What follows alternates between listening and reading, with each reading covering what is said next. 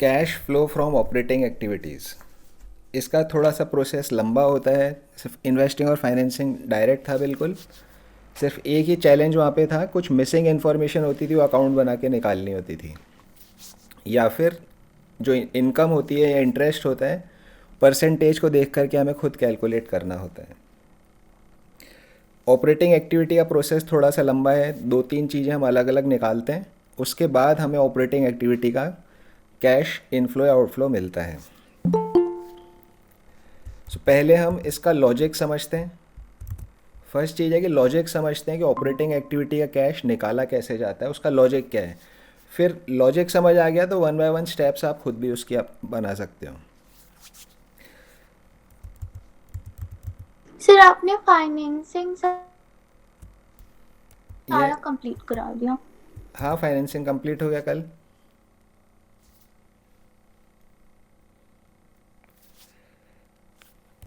Okay, सो operating activity, जैसे कि हमने बात करी थी, ऑपरेटिंग एक्टिविटी क्या होती है, जो कि किसी भी बिजनेस का मेन रेवेन्यू अर्निंग एक्टिविटी होती है, उसको ऑपरेटिंग एक्टिविटी बोला जाता है। Main revenue earning activity of the main revenue earning activity of the business जो है, उसको हम ऑपरेटिंग एक्टिविटी बोलते हैं। तो इसका जो कैश आउटफ्लो या इनफ्लो होगा, वो मतलब जो मेन रेवेन्यू अर्निंग एक्टिविटी आपकी है, उससे जो कैश इनफ्लो आउटफ्लो हो रहा है, वही चीज़ आपकी यहाँ पर आएगी।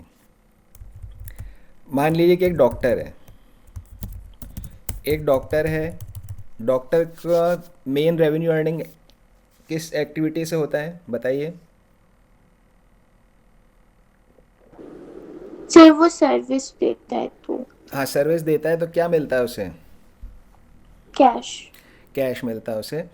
अगर आपको अगर आपको कोई बोले कि जैसे कोई डॉक्टर है, आपके घर के पास में डॉक्टर रहते हैं, उन्होंने आपको बुला के बोला कि रिम्मी आप अकाउंट्स में पढ़ते हो, 12th क्लास में आ गए, मेरा ऑपरेटिंग एक्टिविटी का कैश फ्लो मुझे निकाल के बताओ, कि मेरी जो ऑपरेटिंग एक्टिविटी है उससे मुझे कैश इनफ्लो आउटफ्लो कितना हो रहा हो मुझे कैलकुलेट करके बताओ। ठीक है ना, अकाउंट्स सब आप भूल जाओ, अपने दिमाग से सोच के बताइए कि आप कैसे निकालोगे डॉक्टर की कैश फ्लो ऑपरेटिंग एक्टिविटी की।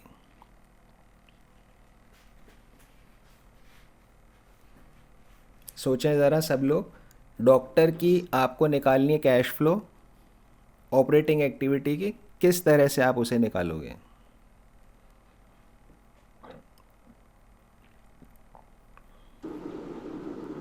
सर कोई पहले कस्टमर कोई पेशेंट आए एंड उनको सर्विस दें और वो पेमेंट करें तो वो इनफ्लो ऑफ कैश हो जाएगा। ओके। और जो मेडिसिन आ रही हैं उनका जो परचेजेस कर रहे हैं वो, प्लस जो अगर हॉस्पिटल है वहाँ पर बेड्स वगैरह हैं और सामान है, उस सब का जो परचेजेस है उसकी आउटफ्लो है। ओके ओके, सो वाणी ने बोला कि जो पेशेंट आया, पेशेंट को उन्होंने एडवाइस किया, उस एडवाइस के बदले में जो पैसे मिले, बेसिकली डॉक्टर को जो फीस मिली, वो उनके लिए कैश इनफ्लो हो गया, वो उनके लिए कैश इनफ्लो हो गया। फिर उसके बाद उन्होंने हॉस्पिटल, जो भी उनका क्लिनिक है, हॉस्पिटल चल रहा है, उसके लिए उन्होंने दवाइयाँ ख़रीदी, जो कि पेशेंट को दवाई दे रहे हैं, या हॉस्पिटल के बेड्स वगैरह उन्होंने ख़रीदे, उन सब की चीज़ जो है आउटफ्लो हो गई। मेडिसिन्स हो गई, मेडिसिन परचेज़, वो हो गई यहाँ पे आउटफ्लो। और बोला वाणी ने कि बेड्स परचेज़ किए हॉस्पिटल के, हॉस्पिटल बेड्स परचेज़ किए, वो हो गया आउटफ्लो। ओके, सो हॉस्पिटल के बेड अगर आप खरीद रहे हो, तो is this an operating activity?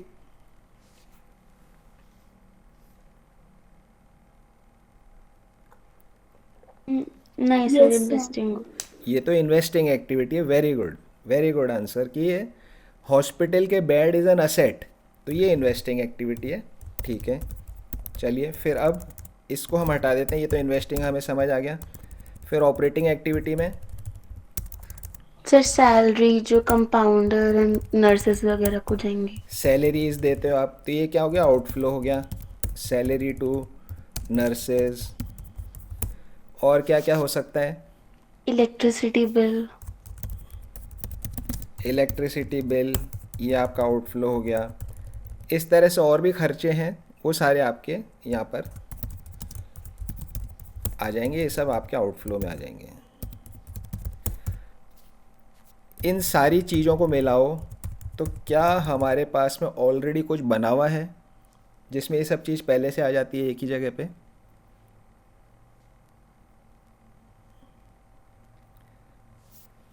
क्या ऑलरेडी कुछ अकाउंट्स की चीज़ हमने पहले से बना रखी है जिसमें ये सब चीज़ आ जाती है? कितनी इनकम हो रही है, क्या क्या आप खर्चे कर रहे हो? P&L। P&L, yes. So profit and loss account है। प्रॉफिट एंड लॉस अकाउंट में तो सब चीज़ पहले से आ रही है। पेशेंट फीस है, एक तरह से सेल्स है, तो ये आपका क्रेडिट साइड में आ जाएगा। मेडिसिन परचेज, सैलरी देना, बिजली का बिल और सारे खर्चे, ये सारे के सारे आपके एक्सपेंसेस हैं। ट्रेडिंग अकाउंट के डेबिट साइड में या P&L के अकाउंट के डेबिट साइड में ये सब चीज़ें पहले से आती हैं, एक जगह पर सब चीज़ें। तो बेसिकली हम ये बोल सकते हैं कि जो नेट प्रॉफिट लास्ट में आया, जो नेट प्रॉफिट लास्ट के अंदर आया, वो ही मेरा कैश फ्लो हो गया। यही मेरा cash flow from operating activities हो गया, बोल सकते हैं ऐसे।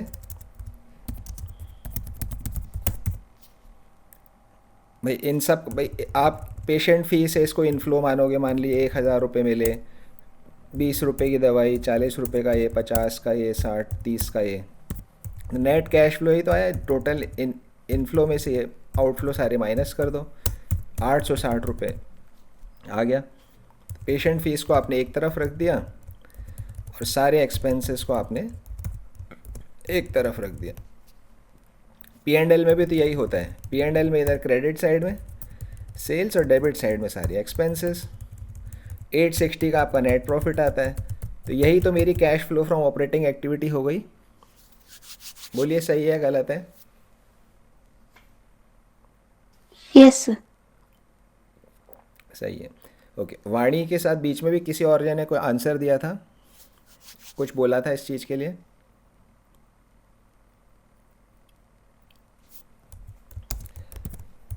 ओके चलिए, तो अब क्या है कि अब हमें पता पड़ गया कि मेरे पास में कैश फ्लो के लिए एक इन्फॉर्मेशन ऑलरेडी बनी हुई है, जो which is my profit and loss account. तो अब हम एक बार एक प्रॉफिट एंड लॉस अकाउंट देखते हैं, जो कि हमने रेशियो की क्लास में सीखा था। उसी प्रॉफिट एंड लॉस अकाउंट को हम वापस से देखते हैं। सो ये एक प्रॉफिट एंड लॉस अकाउंट है, ट्रेडिंग P&L अकाउंट है। इसको जूम कर लेते हैं। ये ट्रेडिंग एंड P&L अकाउंट है। ऊपर सेल्स होती है, जैसे डॉक्टर की फ़ीस है, कोई और बिजनेस होगा, वो कुछ सामान बेचेगा, इधर ट्रेडिंग अकाउंट में क्रेडिट में सेल्स आएगी। Opening stock, purchase, wages, carriage inwards, gross profit, ये सब चीज़ें आपकी यहाँ पर इसमें ट्रेडिंग अकाउंट में आ गई, तो ग्रॉस प्रॉफिट आपका यहाँ पर आ गया। अब ये ग्रॉस प्रॉफिट आप नीचे लेकर आते हो, फिर आप इसमें सारे एडमिनिस्ट्रेटिव ऑफिस एक्सपेंसेस डालते हो, electricity, salary, insurance, rent, stationery, फिर सेलिंग डिस्ट्रीब्यूशन आप डालते हो, advertisement, carriage outwards, freight outwards, depreciation, operating profit, ये ऑपरेटिंग प्रॉफिट आ जाता है। फिर आप इसमें interest on loan, interest on debenture, इनको मैं इधर कर देता हूँ, interest on loan, interest on debenture, loss on sale of assets, interest, loss by fire, आग लग गई तो, प्रोविजन फॉर टैक्स, ये सब नॉन ऑपरेटिंग एक्सपेंस में आप डालते हो। नॉन ऑपरेटिंग इनकम में इधर आप डालते हो interest received, dividend received, gain on sale of fixed asset, income from investments, rent, insurance claim, सब करके लास्ट में नेट प्रॉफिट आ जाता है 9,800 रुपये का। जस्ट एक एग्जाम्पल P&L बना हुआ है जो हमने रेशियो के चैप्टर में डिस्कस किया था। सो सेल से शुरू किया P&L को, बीच में ग्रॉस प्रॉफिट आया, फिर उसके बाद एक ऑपरेटिंग प्रॉफिट आया,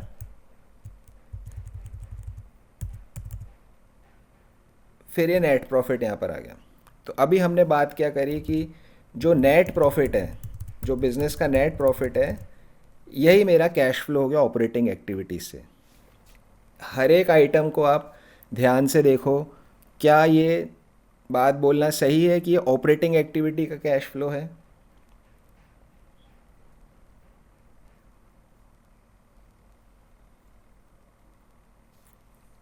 अगर मैं 9,800 को कैश फ्लो मान लेता हूँ ऑपरेटिंग एक्टिविटी का, तो क्या ये बात सही होगी या इसे? नहीं सर। नहीं, तो क्या गलती है इस फिर बात में?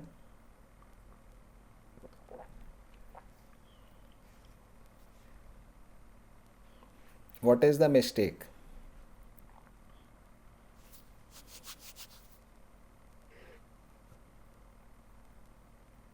कुछ आइडिया होना चाहिए। आप अगर आप पूरा पी एंड एल देखोगे, आपको क्लिक करना चाहिए कि यार 9,800 रुपये क्यों नहीं है। Sir interest on loans, interest on debenture, ये सब नॉन ऑपरेटिंग है। ये सब नॉन ऑपरेटिंग है, यस। सो अब यहाँ पे बात क्या निकल के आ रही है कि ये interest on loan, interest on debentures, इधर वाला इंटरेस्ट रिसीव्ड, इधर वाला डिविडेंड रिसीव्ड, ये सारी चीज़ें भी पी एंड एल तो एक ही बनता है। कैश फ्लो में हम 3 एक्टिविटी का बना रहे हैं, operating, investing, financing. Profit and loss account थोड़ी ना हम 3 एक्टिविटी का अलग अलग बनाते हैं। अगर पी एंड एल भी 3 एक्टिविटी का अलग बनता, ऑपरेटिंग का अलग, इन्वेस्टिंग का अलग, फाइनेंसिंग का अलग, तो फाइन, फिर वो पी एंड एल ऑपरेटिंग वाला हो जाता।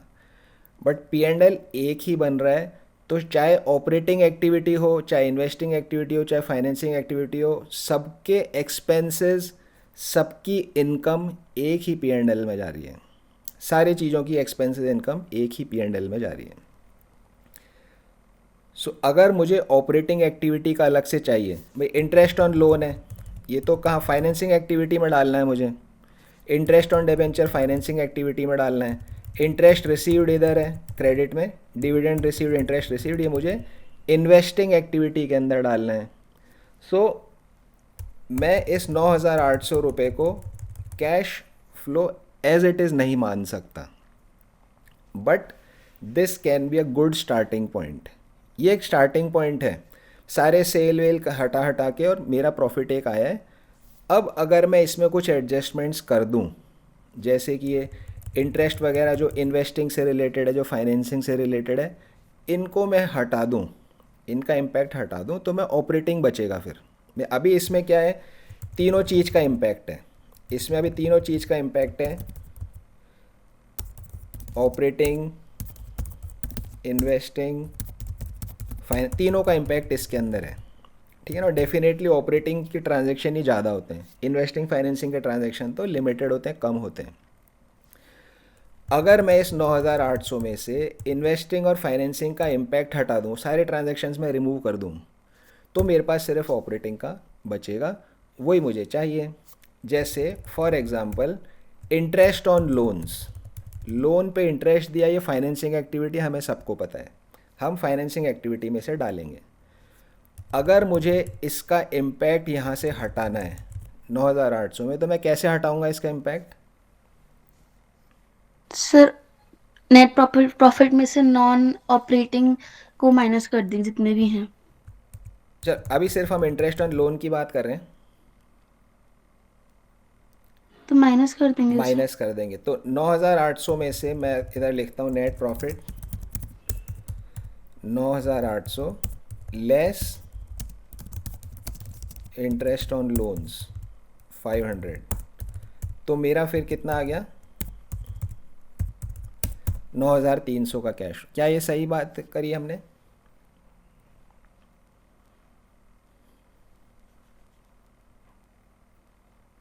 क्या ये सही निकाला गया है? इंटरेस्ट ऑन लोन का इम्पैक्ट हटाना है हमें यहाँ से। Yes sir.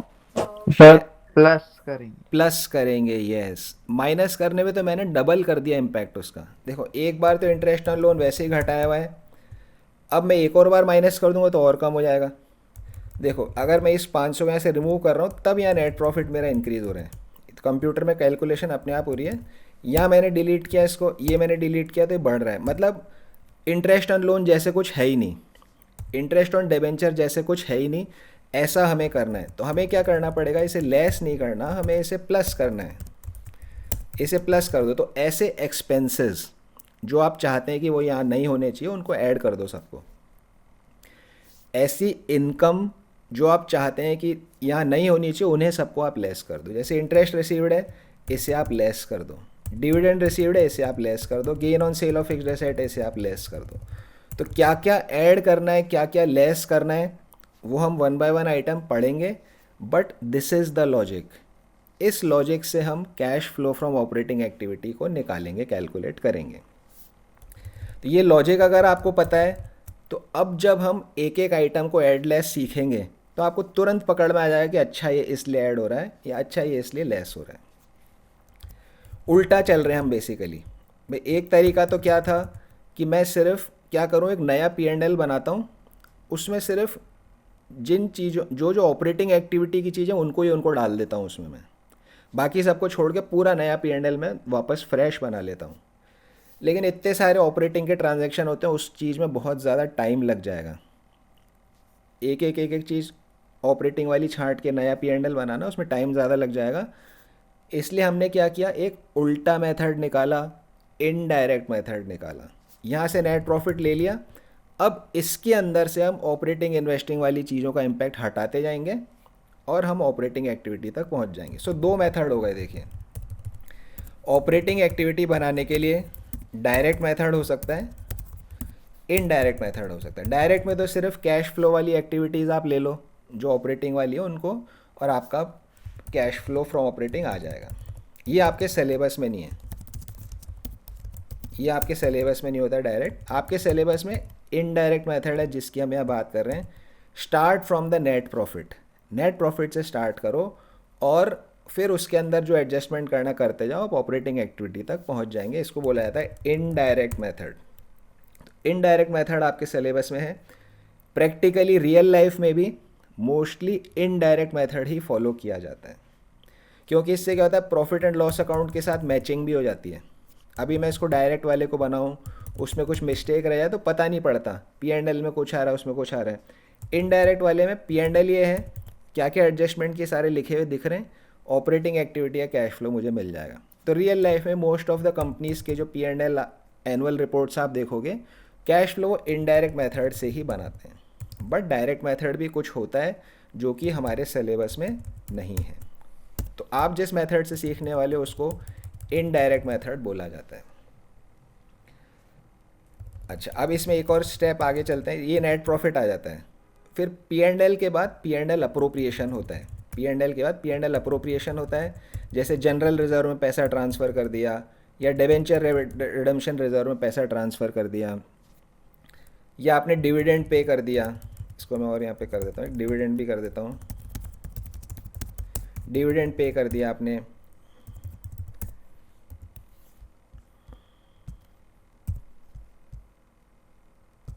है ना। फिर भी आपके पास में 5,300 रुपये बच गए। 5,300 रुपये आपके पास में फिर भी यहाँ पे बच गए। ये जो पैसा आपके पास बचता है इसको बोलते हैं सरप्लस, जो कि आपने बैलेंस शीट में पढ़ा है अलग अलग जगह पे सरप्लस, वो ये सरप्लस होता है। सो सरप्लस बेसिकली नेट प्रॉफिट में से जब आप अप्रोप्रिएशंस को भी हटा देते हो उसके बाद जो बचता है उसको सरप्लस बोला जाता है। ये नेट प्रॉफिट है और ये आपका सरप्लस है। अब आप देखिए कि अगर जनरल रिजर्व में पैसा ट्रांसफ़र किया है, ठीक है ना, जनरल रिजर्व में पैसा ट्रांसफ़र किया है तो it is an appropriation. Company ने कैश तो अर्न किया ही था, कंपनी ने कैश तो अर्न किया ही था। अगर मान लीजिए कि मैं बोलता हूँ कि 5,300 रुपये, this is my cash flow from, एक बार को आप ये अज्यूम करिए कि ऊपर जितने भी चीज़ डली हुई सब ऑपरेटिंग एक्टिविटी वाली है। जो ऊपर यहाँ पर हमारा डला हुआ है 9,800 जो है सब कुछ ऑपरेटिंग का है, अभी कुछ इन्वेस्टिंग फाइनेंसिंग उसमें नहीं है, ठीक है ना। उसके बाद जनरल रिजर्व में डाला, डिवेंचर रिडेम्पशन रिजर्व में डाला, डिविडेंड में डाला। तो अब कैश और फिर सरप्लस, ये जो है सरप्लस 5,300 का बच गया। अब आप बताइए सोच के कि बिजनेस ने ऑपरेटिंग एक्टिविटी से कितने पैसे कमाए हैं, 5,300 कमाए हैं या 9,800 कमाए हैं। बिजनेस ने ऑपरेटिंग नौ एक्टिविटी हजार आठ सर 9,800। 9,800 कमाए। ये तो सिर्फ उस प्रॉफिट का बंटवारा हो रहा है, ये सिर्फ प्रॉफिट का बंटवारा हो रहा है। बिल्कुल ऐसा है जैसे पार्टनरशिप के अंदर अगर मैं बोलूँ कि अप्रोप्रिएशन के बाद जो प्रॉफिट बचता है वो प्रॉफिट अर्न किया, that is wrong. Profit earn तो वही किया जो P&L में है, बाद में अप्रोप्रिएशन हो रहा, प्रॉफिट का बंटवारा हो रहा है। सिमिलरली ये सिर्फ प्रॉफिट का डिस्ट्रीब्यूशन हो रहा है, कमाया तो 9,800 ही है। अब अगर क्वेश्चन मुझे 5,300 दे देता है, अगर क्वेश्चन मुझे 5,300 दे देता है और मुझे कैश फ्लो निकालना है, तो मैं अगेन क्या करूँगा, इनको सबको वापस ऐड करूँगा। इनको सबको वापस ऐड करूँगा कैसे, surplus 5,300 add dividend add debenture redemption reserve add general reserve. कितना कितना है, 1,500, 1,000, 2,000। अभी कितना आ गया जोड़ के, 9,800 रुपये का ये आ गया प्रॉफिट, तो हमने इनडायरेक्टली निकाल लिया। सो डिपेंडिंग ऑन कि क्वेश्चन ने मुझे सरप्लस दिया है या नेट प्रॉफिट दिया है एज पर P&L, मैं एड लेस चीज़ों को करूँगा। अलग अलग चीज़ों को एड लेस हम करेंगे। तो दो तरह के एड लेस अभी तक हम समझ चुके हैं। एक तो कौन सा हो गया कि जो हमारे अदर देन ऑपरेटिंग एक्टिविटी है, मतलब फाइनेंसिंग इन्वेस्टिंग वाली चीज़ें, उन्हें हमें यहाँ पर से एडजस्ट करना है। दूसरा एडजस्टमेंट कौन सा हो गया, एप्रोप्रिएशंस का एडजस्टमेंट हो गया, जैसे कि जनरल रिजर्व में ट्रांसफ़र, ये सब चीज़ों का एडजस्टमेंट हमें करना है। एक तरह का एडजस्टमेंट और है, देखिए इसमें क्या होता है, कुछ ऐसी पेमेंट्स या कुछ ऐसी इनकम होती है जो कैश में नहीं मिली होती है। फॉर एग्जांपल डेप्रीसिएशन, ये डेप्रीसिएशन है। अब डेप्रीसिएशन का पैसा किसको दिया आपने, क्या डेप्रीसिएशन कैश एक्सपेंस है?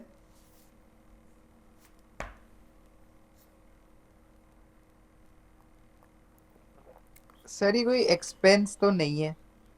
ओके, फिर क्या है ये, मतलब डेप्रीसिएशन को ऐसी चीज़ नहीं है मैंने कैश निकाल करके किसी को दिया। हाँ वही सर, मतलब ऐसा कुछ नहीं है, तो बस हम मान के चलते हैं कि इतना है, फिर उससे थोड़ा टैक्स कम हो जाता है हमारा कि हम इनकम से इतनी डेप्रिसिएशन लग गई, तो डेप्रिसिएशन के बाद वाले पे टैक्स देते हैं। सो डेप्रीसिएशन बेसिकली क्या है, मैंने कोई मशीन खरीदी, मशीनरी परचेज 2,000 रुपये की खरीदी, उसकी लाइफ 5 ईयर्स है। 2,000 की मशीन खरीदी, उसकी लाइफ 5 ईयर्स है। तो मैं हर साल उसका डेप्रीसिएशन लगाऊंगा 2,000 डिवाइडेड बाई 5, 400 रुपये का डेप्रीसिएशन मैं हर साल यहाँ पर लगाऊंगा P&L के अंदर। तो कैश आउटफ्लो तो तभी हो गया जब मशीन खरीदी थी, मशीन खरीदी तो इन्वेस्टिंग एक्टिविटी में वो आ गया ऑलरेडी। अब तो यहाँ सिर्फ अकाउंटिंग बुक एंट्री हो रही है, डेप्रीसिएशन डालना पड़ता है P&L में, कुछ कुछ डालना है, इसलिए हम इसको डाल रहे हैं। But otherwise it is a non cash expense, ये जो है एक नॉन कैश एक्सपेंस है। अब अगर ये नॉन कैश एक्सपेंस है लेकिन मेरे इस 9,800 के प्रॉफिट में इम्पैक्ट तो इसका भी आ रहा है, तो फिर मुझे क्या करना पड़ेगा, non cash expenses, non cash income का भी एडजस्टमेंट करना पड़ेगा, इनका भी एडजस्टमेंट मुझे करना पड़ेगा। सो तीन चीज़ हो गई हमारी यहाँ पे एडजस्टमेंट्स। जो अदर देन ऑपरेटिंग एक्टिविटी है उनका सबका होएगा, ये फाइनेंसिंग इन्वेस्टिंग के से रिलेटेड खर्चे अगर यहाँ हैं तो उन्हें ऐड कर दो, इनकम अगर है तो यहाँ लेस कर दो। यहाँ से हटा के फिर उनको हम इन्वेस्टिंग फाइनेंसिंग में लिखते हैं जो हम ऑलरेडी सीख चुके हैं। एप्रोप्रिएशंस है, उनका इम्पैक्ट हटा दो, वापस ऐड कर दो। नॉन कैश एक्सपेंस या नॉन कैश इनकम है, उनका इम्पैक्ट भी यहाँ से आप रिमूव कर देंगे। 3 तरह के एडजस्टमेंट हमारे यहाँ पर हो गए। चौथा, मान लीजिए ये बिज़नेस है, ये इसकी सेल्स 1,20,000 रुपये की सेल्स है।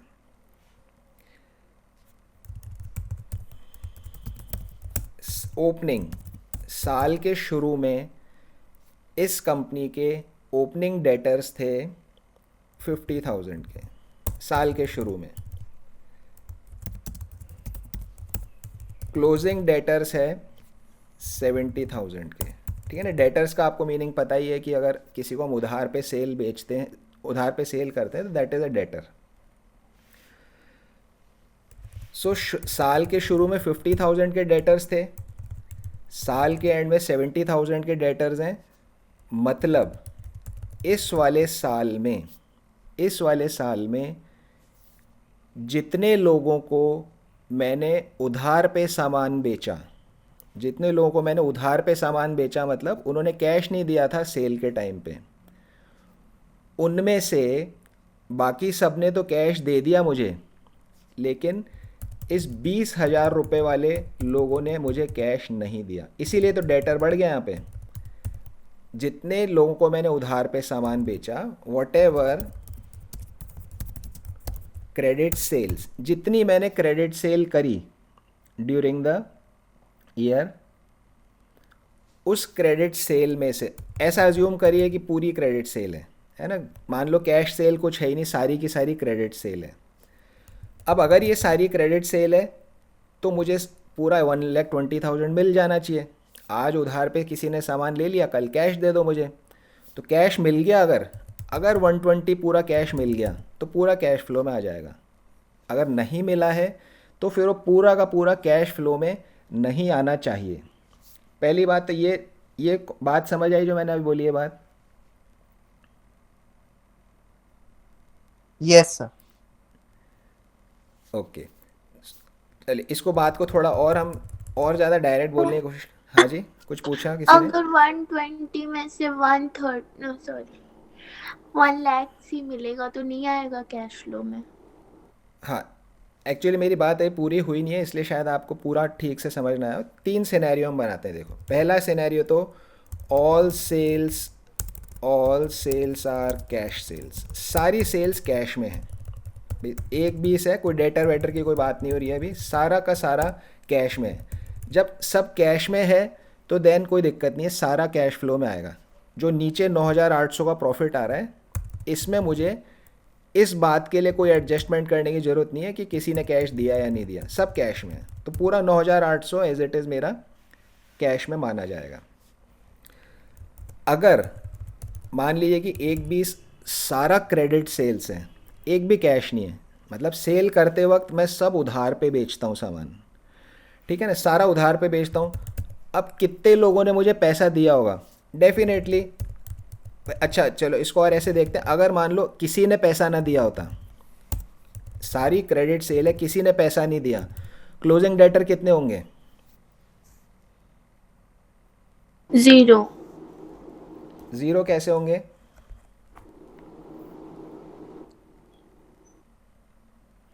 सर 70,000। 70,000 कैसे होंगे?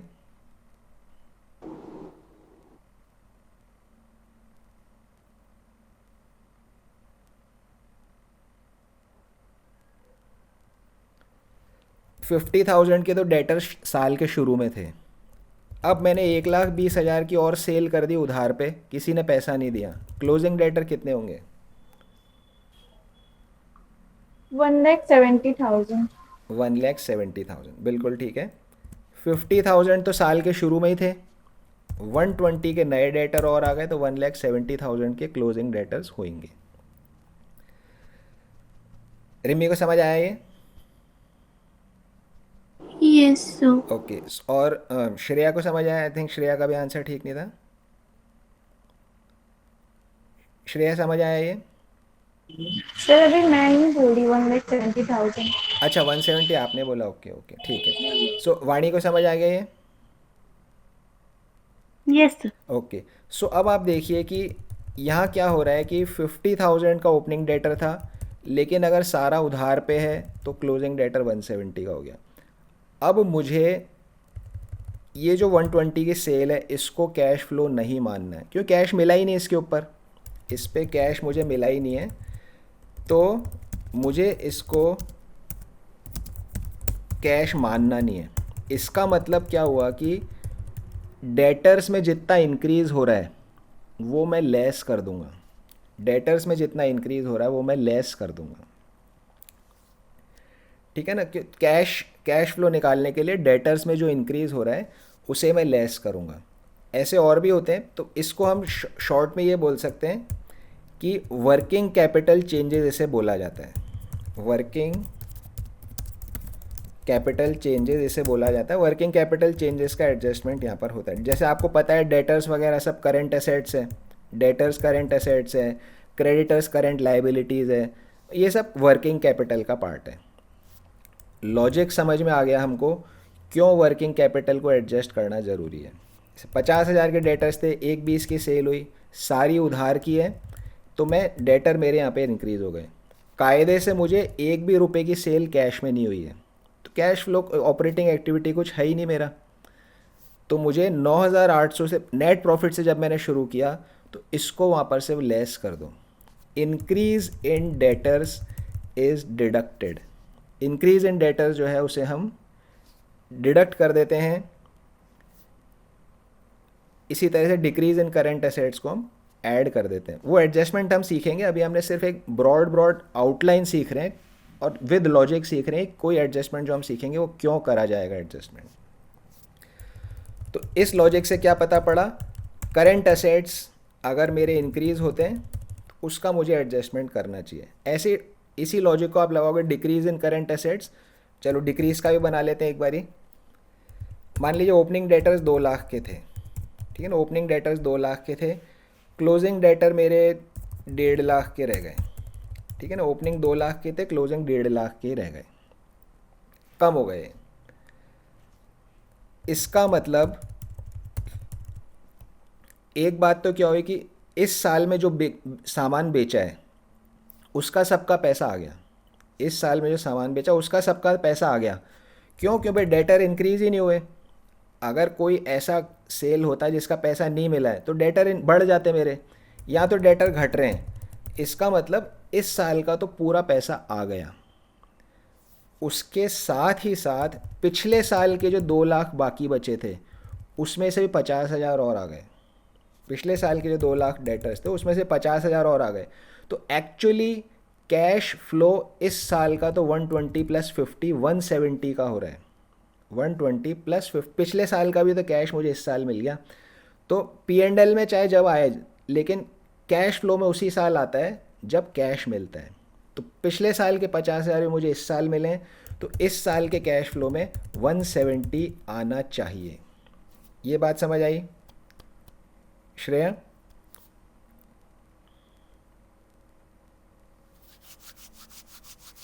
श्रेया को समझ आया ये? Yes, sir. वाणी को समझ आया है? यस ओके, सो बेसिकली बात क्या हो रही है? हाँ जी, मेरे को नहीं आ रहा है समझ में। अच्छा रिमी को समझ नहीं आया, कोई बात नहीं। पिछला वाला समझ आ गया था, इंक्रीज वाला? यस अच्छा, दक्ष को समझ आ गया ये? Yes sir. ओके, सो अभी सिर्फ हम लॉजिक समझ रहे हैं कि एडजस्टमेंट करना क्यों है। अगर लॉजिक आपको नहीं समझ आया या कच्चा कच्चा समझ आया तो उससे कोई फ़र्क नहीं पड़ रहा है ना। कच्चा कच्चा लॉजिक समझ आ जाना चाहिए। इस लॉजिक तो आपकी अंडरस्टैंडिंग के लिए, अंडरस्टैंडिंग को आसान बना रहा है। एडजस्टमेंट्स फिक्स एडजस्टमेंट्स है, उसको हम डिस्कस करेंगे, वो आप करोगे आपके क्वेश्चन सारे सॉल्व हो जाएंगे। बट लॉजिक ये है उसके पीछे, इस कारण से हम, क्योंकि हम इनडायरेक्ट मेथड कर रहे हैं। अगर डायरेक्ट मेथड कर रहे होते तो सीधा सीधा वही सेल पकड़ो जो कैश की है।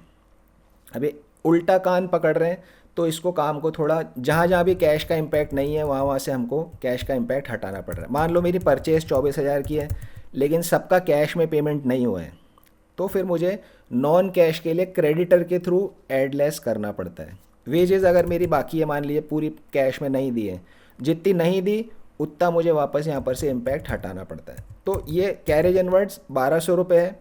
मान लो मैंने पिछले साल का भी कैश इस साल दे दिया था, तो उसका भी एडजस्टमेंट मुझे करना पड़ता है। तो वो पिछले साल का जो बाकी है वो सब चीज़ें आपके डेटर्स, क्रेडिटर्स, बिल्स पेबल, उनमें सब में आ जाता है।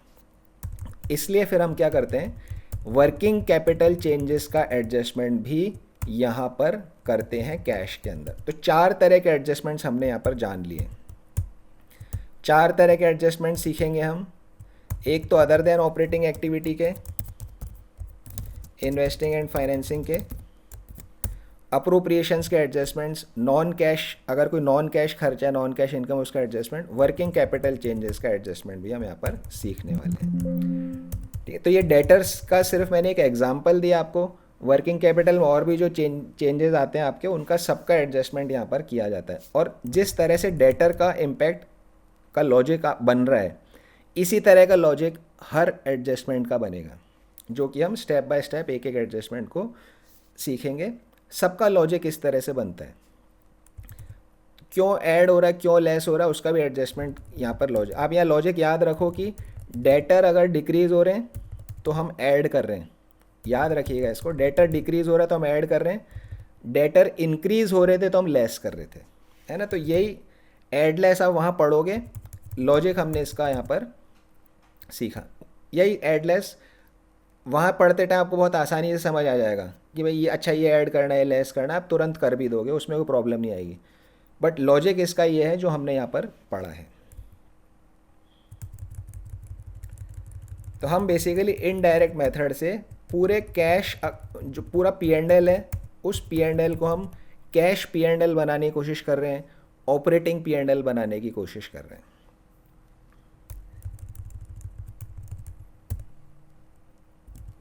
एक एडजस्टमेंट और होता है,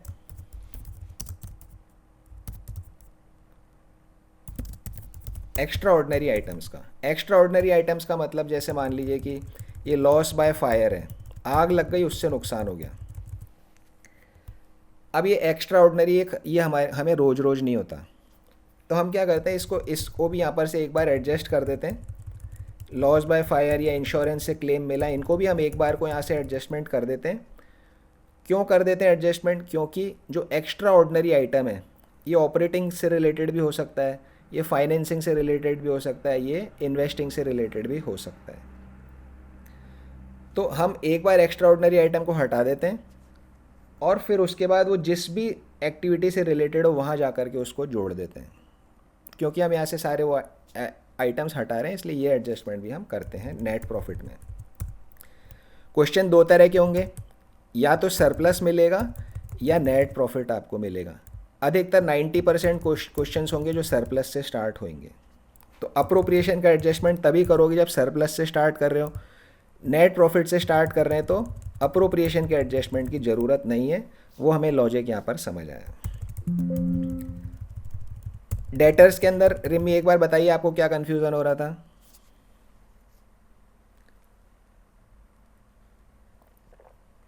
नो सर, कुछ भी नहीं हो तो रहा था, बताओ तो।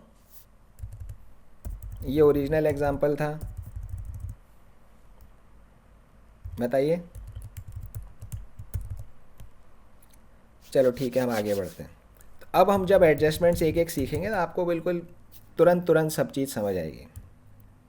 स्टेप बाय स्टेप एक एक एडजस्टमेंट हम करते चलेंगे।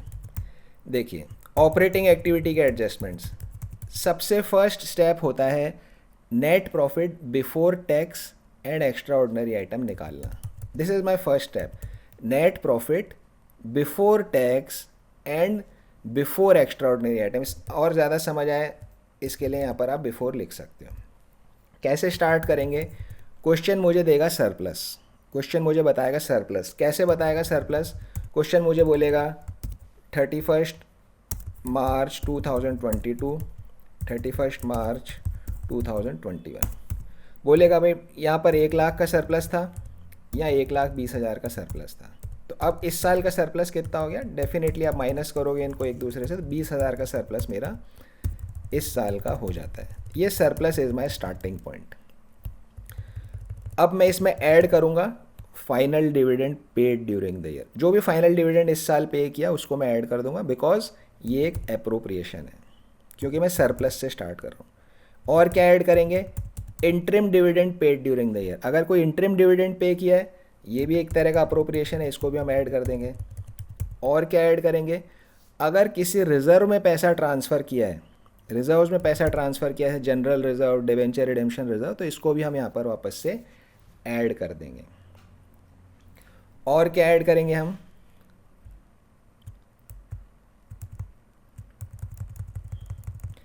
और हम यहाँ पे अगर कोई प्रोविज़न फॉर टैक्स बनाया गया है ड्यूरिंग द ईयर तो उसे भी हम यहाँ पर ऐड कर देंगे, प्रोविज़न फॉर टैक्स। फिर हम क्या करेंगे, प्रोविज़न फॉर टैक्स को ऐड करने के दो कारण हैं। पहली बात तो ये प्रोविज़न है, ये एक्चुअल टैक्स पेड नहीं है, इसलिए हम इसको ऐड कर देंगे।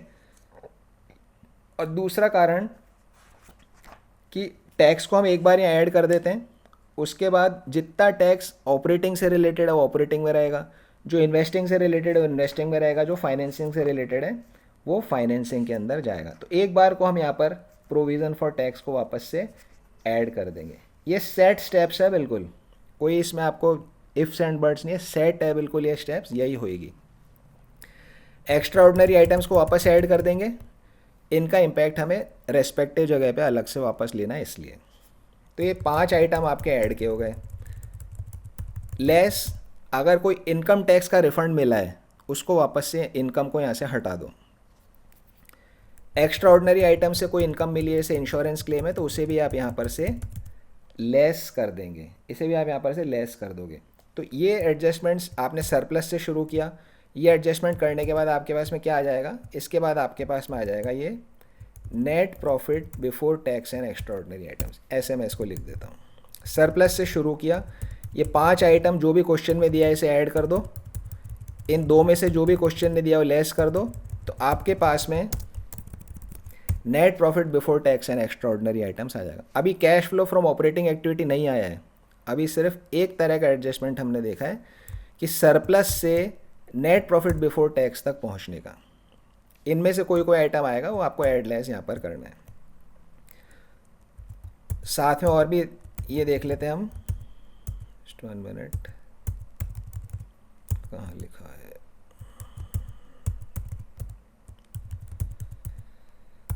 चलो तक हो गया। यानी ये हमारा एडजस्टमेंट। इस एडजस्टमेंट में किसी को डाउट कुछ? No sir. ठीक है, तो ये हमारा सेट एडजस्टमेंट है। लॉजिक इसका हमने पहले से डिस्कस कर लिया है। एक क्वेश्चन देखते हैं अब हम, ये देखिए, following is the extract from the balance sheet of Karishma limited as at 31 March 2022। ये आपको एक बैलेंस शीट का एक्सट्रैक्ट दिया गया, पूरी बैलेंस शीट नहीं है, बैलेंस शीट में से सिर्फ कुछ 2-4 आइटम आपको दिए गए। सरप्लस साल के शुरू में 5 लाख था, साल के एंड में 10 लाख है, तो हमें दिख रहा है कि 5 लाख का सरप्लस यहाँ पर एडिशनल इस साल के लिए आ रहा है। डिविडेंड पेएबल आ रहा है। Additional information, proposed dividend for the years ended 31 March 21 and 22 are 4 lakh and 5 lakh respectively. Prepare the note to show, question ने मेरे से क्या पूछा है, net profit before tax and extra ordinary items. Cash flow from operating activity नहीं पूछा, ये आप ध्यान रखना है आपको इस बात का। सिर्फ ये निकालने का भी क्वेश्चन आ जाता है, पूरा ऑपरेटिंग एक्टिविटी नहीं निकालना, सिर्फ इतना सा निकालने के लिए भी एग्जाम में क्वेश्चन आता है। तो हमें सिर्फ ये net profit before tax and extra ordinary item निकालना है। स्टार्ट करते हैं क्वेश्चन को करना। छोटा सा है क्वेश्चन, क्वेश्चन नंबर 5।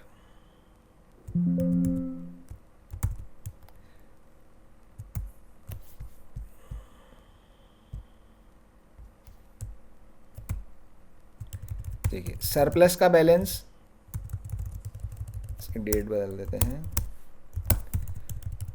10 लाख का सरप्लस का बैलेंस यहाँ पर था, 5 लाख का यहाँ पर है, माइनस करके ये सरप्लस हमारा इस साल के लिए आ गया 21-22 के लिए। ये सरप्लस आ गया हमारा 21-22 के लिए 5 लाख रुपीज़। ये मेरा स्टार्टिंग पॉइंट हो गया 5 लाख। अब हमने क्या क्या एडजस्टमेंट सीखे, एक तो डिविडेंड जो है उसको ऐड कर दो, रिजर्व्स अगर ट्रांसफ़र है कुछ ऐड कर दो, प्रोविजन फॉर टैक्स ऐड कर दो, एक्स्ट्रा ऑर्डिनरी आइटम्स ऐड कर दो, refund of income tax less कर दो, एक्स्ट्रा ऑर्डिनरी आइटम्स की कोई इनकम है उसे लेस कर दो। इस क्वेश्चन में सिर्फ डिविडेंड है, इसमें reserves, tax, extra ordinary item कुछ है नहीं। तो जो डिविडेंड है उसे हमें यहाँ पर ऐड कर देना है। तो डिविडेंड ऐड कर देते हैं। देखिए, डिविडेंड में 3 तरह की आइटम यहाँ लिखे हुए हैं। एक तो यहाँ डिविडेंड पेएबल लिखा हुआ है कि साल के एंड में 50,000 का डिविडेंड पेएबल है, इसको आपको इग्नोर कर देना है। ये इस साल का पेड डिविडेंड नहीं है, ये इस लाइन को आप इग्नोर करोगे। प्रपोज डिविडेंड लिखा गया है 2021 का और 2022 का 4 लाख और 5 लाख। इसे समझते हैं अब हम। डिविडेंड का पूरा लॉजिक मैंने आपको पहले बताया था कि डिविडेंड कैसे पे होता है। प्रपोज डिविडेंड इसने मुझे दिया 2 साल का,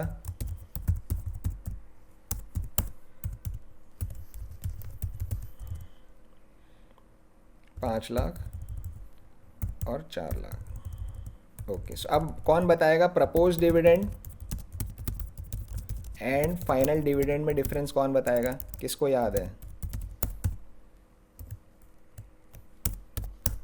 सब प्रपोज्ड वो होता है जितना हम बोलते हैं कि इतना देंगे, और फाइनल होता है कि हम जो देते हैं। ओके, कौन बोलता है और कौन देने को अप्रूव करता है? Sir company. सो प्रपोज करता है मैनेजमेंट, प्रपोज करता है मैनेजमेंट, प्रपोज करता है मैनेजमेंट मतलब डायरेक्टर्स, मैनेजमेंट या डायरेक्टर आप बोल सकते हो, और अप्रूव करते हैं शेयर होल्डर्स जो कि कंपनी के मालिक होते हैं। ठीक है ना। अब आप देखिए कि इसका थोड़ा टाइमलाइन देखेंगे। मान लीजिए 31 मार्च 21 को साल ख़त्म हुआ, 31 मार्च 21 को साल ख़त्म हुआ। अब साल ख़त्म होएगा, फिर उसके बाद अकाउंट्स पूरे फाइनल बनाओगे, P&L बनाओगे, बैलेंस शीट बनाओगे, उसमें 1-1.5 महीना लग जाता है, 1 से 1.5 महीना आपको उसमें लग जाता है। तो मार्च 21 को जो साल ख़त्म हुआ है उसका P&L बैलेंस शीट बनते बनते 15 मई आ जाती है, 15 मई 2021 आ जाता है ना। अभी तो P&L बना, अभी पता ही नहीं डिविडेंड देना कितना है। अब डायरेक्टर लोग बैठते हैं कि भाई ये प्रॉफिट आया, कितना डिविडेंड हमको करना है। उन्होंने फिर कहा कि प्रपोज़ किया कि चलो 4 लाख का डिविडेंड पे करते हैं।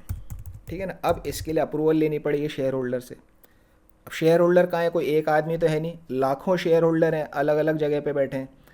उनको सबको बुलाएंगे, उनकी मीटिंग अरेंज करेंगे, उसमें 1-1.5 महीना और लग जाता है। ठीक है ना। तो ये आ गई 30 जून आ गई, 30 जून 2021 आ गई। अब जून में या जुलाई के अंदर जाकर के शेयर होल्डर की मीटिंग होएगी, सारे शेयर होल्डर आएंगे, वहाँ डायरेक्टर बोलेंगे भाई इतना प्रॉफिट हुआ, इतना आपको डिविडेंड देने का हम प्रपोजल दे रहे हैं। वो बोलेंगे अच्छा ठीक है दे दो। 30 जून को उन्होंने अप्रूव किया, मान लीजिए 4 लाख का डिविडेंड। अब डिविडेंड मिलता किसको? शेयर होल्डर को ही मिलता है। तो लाखों शेयर होल्डर को देना, उनके बैंक अकाउंट में पैसा डालना है, उसमें फिर 1 महीना और लग जाएगा। प्रोसेस में भी तो टाइम लगेगा।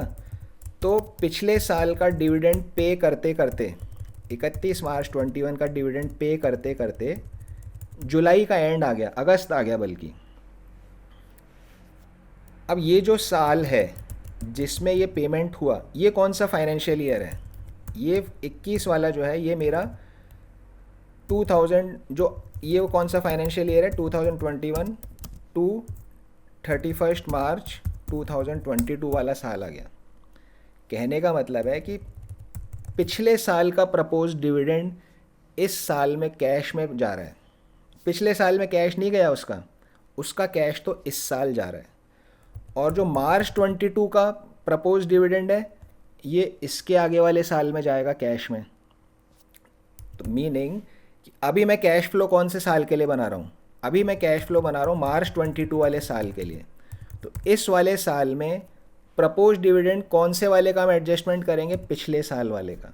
और इस साल वाला जो प्रपोज डिविडेंड है इसका हम कुछ नहीं करेंगे, इसको हम छोड़ देंगे, ये अगले साल के कैश फ्लो के अंदर आएगा। सो हमने एडजस्टमेंट क्या बनाया अब इसका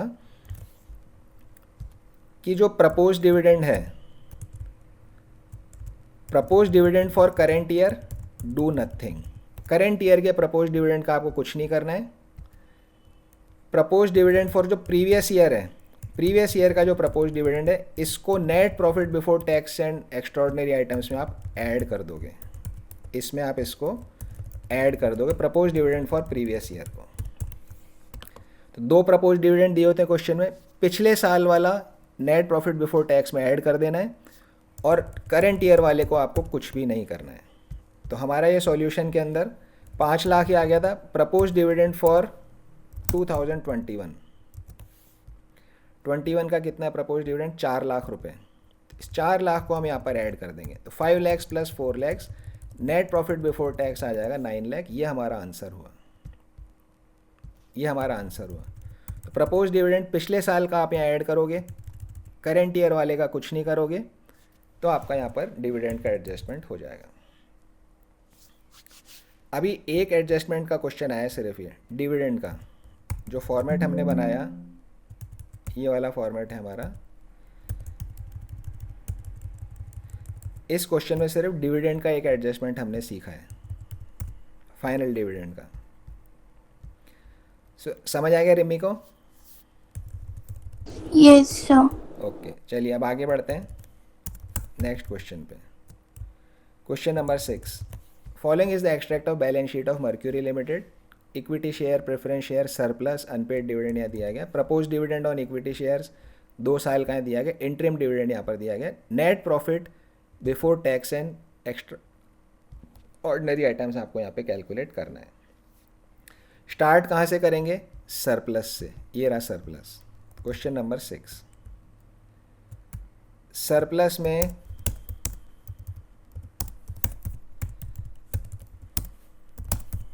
सरप्लस में देखिए 720 इस साल है, 4 लाख पिछले साल था, तो 3,20,000 सरप्लस यहाँ पे इंक्रीज हुआ है। 3,20,000 हम यहाँ पर इसको ले लेंगे, ये हमारा स्टार्टिंग पॉइंट है 3,20,000। अब हमारा एडजस्टमेंट किस किस चीज़ का होता है फॉर्मेट में देखेंगे तो पहले तो डिविडेंड का कर लो, फाइनल डिविडेंड और इंटरिम डिविडेंड का। डिविडेंड देखिए भाई, डिविडेंड कितना कितना है। एक ये जो अनपेड डिविडेंड होता है इसको कुछ नहीं करना, अनपेड है, कैश फ्लो में इसका कोई काम नहीं है। प्रपोज डिविडेंड 20-21 का 160 है, 21-22 का 2 लाख है। हम तो पिछले साल वाला लेंगे, इस साल वाले प्रपोज डिविडेंड को छोड़ देंगे। 1,60,000 को आप ऐड कर दोगे, 160 को हमने यहाँ पे ऐड कर दिया, ये इधर ऐड हो गया, 160 इधर हमने लिखा हुआ है ऐड, ये इस डिविडेंड का हो गया। नेक्स्ट एडजस्टमेंट किसका? इंटरिम डिविडेंड का। इंटरिम डिविडेंड कितना है इस क्वेश्चन में? Interim dividend of 40,000 on equity shares was paid. Equity share पे 40,000 का इंटरिम डिविडेंड पे किया गया था, तो इंटरिम डिविडेंड को भी हम ऐड कर देंगे। इंटरिम डिविडेंड भी यहाँ पर ऐड हो गया। सो ये एडजस्टमेंट हो गया, ये एडजस्टमेंट हमारा हो गया। अब क्या रह जाता है? 10% प्रेफरेंस शेयर कैपिटल, मतलब 10% डिविडेंड प्रेफरेंस शेयर पे भी दिया गया होगा, प्रेफरेंस शेयर पे भी 10% डिविडेंड दिया गया होगा। ओपनिंग पे करेंगे 6 लाख का 10%, 6 लाख का 10% 60,000 रुपीज़ हमने इसको यहाँ पर प्रेफरेंस शेयर डिविडेंड को भी ऐड कर दिया। तो ये डिविडेंड का एडजस्टमेंट तीनों का हमारा यहाँ पर हो गया। इसके अलावा और भी एडजस्टमेंट्स होते हैं, transfer to reserve, extra ordinary item, ये सब कुछ इस क्वेश्चन में है नहीं, सबको ऐड कर दीजिए। 580 आपका आंसर हो गया, net profit before tax and extra ordinary items. सिर्फ डिविडेंड के एडजस्टमेंट्स थे, तीनों को हमने यहाँ पर ऐड कर दिया है। किसी को डाउट कुछ इस क्वेश्चन में? दक्ष को समझ आ गया है? Yes sir. ओके, वाणी को समझ आ गया? Yes sir. ओके, अच्छा एक बात और मैं आपको यही बता दूं कि जैसे मान लीजिए डिविडेंड की बात हम कर रहे हैं, तो डिविडेंड हमने डाला था फाइनेंसिंग एक्टिविटी में, यहाँ पे भी ऐड कर रहे हो, तो जब पूरा कैश फ्लो बनेगा तो दोनों जगह करना है आपको उसको। फाइनेंसिंग एक्टिविटी में जाकर के कैश इनफ्लो आउटफ्लो किस आउटफ्लो होएगा, यहाँ पर आप ऐड कर रहे हो ऑपरेटिंग एक्टिविटी तक पहुँचने के लिए। वैसे वो उसका घर वहीं है, फाइनेंसिंग में ही है। यहाँ पर क्यों एडजस्ट करना पड़ रहा है? क्योंकि जिस फिगर नेट प्रॉफिट से हम स्टार्ट कर रहे हैं उसमें से इम्पैक्ट हटाना है, इम्पैक्ट हटाने के लिए हम कर रहे हैं। यहाँ डिविडेंड लिखा डज नॉट मीन कि ऑपरेटिंग एक्टिविटी है, यहाँ तो इनडायरेक्ट एडजस्टमेंट है ये ऑपरेटिंग तक पहुँचने, ऑपरेटिंग का निकालने के लिए इसको हम ऐड कर दे रहे हैं, बट वैसे उसका घर वहीं पर ही है। ये बात समझ आई रिमी को? Yes, sir. श्रेया को समझ आई ये बात?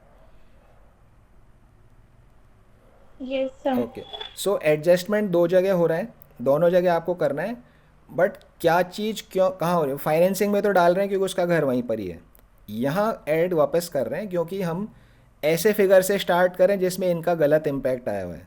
नेट प्रॉफिट से शुरू कर रहे हैं जहाँ इसमें ये डिविडेंड वगैरह होना नहीं चाहिए था, इसलिए हम उसको ऐड कर रहे हैं ताकि एक सही कैश फ्रॉम ऑपरेटिंग पे हम पहुँच सकें, है ना। तो ये कंसेप्ट बिल्कुल नहीं डालना है कि ये ऑपरेटिंग के यहाँ पर एडजस्टमेंट में सीख रहे हैं इसलिए ऑपरेटिंग एक्टिविटी का हो गया, नहीं है, तो वो फाइनेंसिंग एक्टिविटी ही यहाँ एडजस्टमेंट हो रहा है उसका सिर्फ।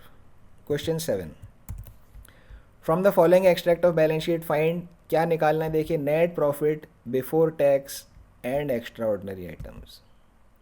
ये आपको बैलेंस शीट दिया गया या डिविडेंड वगैरह आपको दिया गया।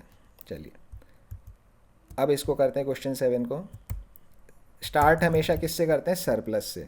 ये सरप्लस यहाँ पे आ गया, 15 लाख का इस साल है, 10 लाख का पिछले साल था, तो 5 लाख रुपीज़ का सरप्लस हो गया। ये 5 लाख का सरप्लस, ये हमने इसको ले लिया। अब 5 एडजस्टमेंट्स हमने सीखे, dividend, provision for tax, reserves, extra ordinary items. तो इनमें से क्या क्या यहाँ पे है देखिए। Interim dividend of 2 lakh was paid on equity shares on 1 November. Interim dividend तो देखो जिस साल का उसी साल में पे हो जाता है। फाइनल डिविडेंड जो होता है, जो प्रपोज के थ्रू आता है, वो 1 साल का अगले साल में होता है। इंटरिम तो साल के बीच का है, तो इस साल का इसी साल में पे हो जाएगा। ये कन्फ्यूज़न नहीं रखना कि इंटरिम डिविडेंड भी पिछले साल का इस साल जाएगा, इंटरिम वाला तो इस साल का इसी साल जाएगा। जैसे हमने पहले के एग्जाम्पल बनाया था कि आपने अपने मम्मी पापा से तय कर रखा है कि आपके बोर्ड में अच्छे मार्क्स आए तो आपको कुछ जो भी आपकी पसंद की चीज़ जो आपको दिलाएंगे। ड्रेस दिलाने का हमने एग्जाम्पल किया था। तो बोर्ड का रिज़ल्ट तो 31 मार्च तक एग्ज़ाम तो पूरे हो जाएंगे, लेकिन रिज़ल्ट तो मई में आएगा जाके। 31 मार्च तक एग्ज़ाम हो जाएंगे, रिज़ल्ट मई में आएगा, तो पापा मम्मी आपको ड्रेस तो दिलाएंगे अगले फाइनेंशियल ईयर में। उनका इस साल का कैश फ्लो हिट नहीं करेगा, उनका अगले साल का कैश फ्लो हिट करेगा। इसलिए वो प्रपोज थी ड्रेस, इस साल की प्रपोज ड्रेस का कैश फ्लो पापा के कैश फ्लो स्टेटमेंट में अगले साल में आएगा। तो वही बात यहाँ पर है। लेकिन अगर आपने ये भी तय कर लिया कि अरे वो तो बहुत टाइम लग जाएगा, थोड़ा सा मुझे पहले से दिला दो, जब मेरे स्कूल टेस्ट में अच्छे मार्क्स है तब भी दिला दो, तो वो इंटरिम प्राइस है वो आपका, तो वो फिर इस साल का दिलाएंगे, इसी साल के कैश फ्लो में बात आ जाएगी। तो इंटरिम डिविडेंड इस साल का इसी साल में आ जाता है, फाइनल प्रपोज डिविडेंड वो 1 साल का अगले साल में आता है। तो इंटरिम डिविडेंड इस साल का 2 लाख है, इसको हम वापस से ऐड कर देंगे, interim dividend add 2 lakh rupees. चलिए तो ये इंटरिम डिविडेंड हमने ऐड कर दिया, और प्रेफरेंस शेयर का डिविडेंड भी आएगा 10%। 10 लाख है, 10 लाख का 10% है 1 लाख। तो डिविडेंड ऑन प्रेफरेंस शेयर्स, इसे भी हम 1 लाख को यहाँ पे वापस से ऐड कर देंगे।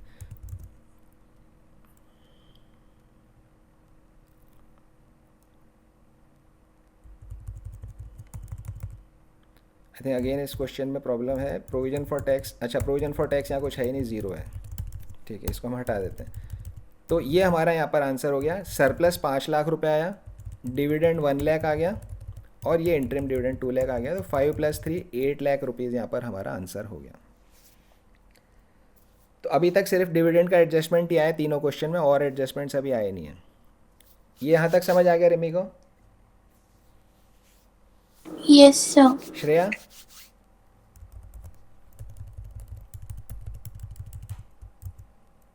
वाणी समझ आ गया यहाँ Yes, तक sir. आपको? Yes sir. ओके जी, दक्ष को समझ आ गया? सो अभी हमने इसका ऑपरेटिंग एक्टिविटी का कैश फ्लो निकालने का लॉजिक पूरा हमें क्लियर हो गया। अब हम जब क्वेश्चंस आगे सॉल्व करते जाएंगे तो हमारे क्वेश्चंस आगे खटाखट होते जाएंगे। एडजस्टमेंट अभी पूरे सीखे नहीं है स्टेप बाय स्टेप, बट एक स्टेप हमने सीख लिए। अभी इसमें हम नॉन कैश आइटम्स का एडजस्टमेंट करेंगे, और वर्किंग कैपिटल का करेंगे, एक्स्ट्रा ऑर्डिनरी आइटम्स का करेंगे, पर वो अब आपको आसानी से फ्लुएंटली समझ आ जाएंगे। सो आज की क्लास हम क्लोज करते हैं क्वेश्चन 7 तक में। नेक्स्ट क्लास में फिर हम क्वेश्चन 8 से स्टार्ट करेंगे। पहले के चैप्टर के जिसके जिसके क्वेश्चंस बचे हुए हैं सब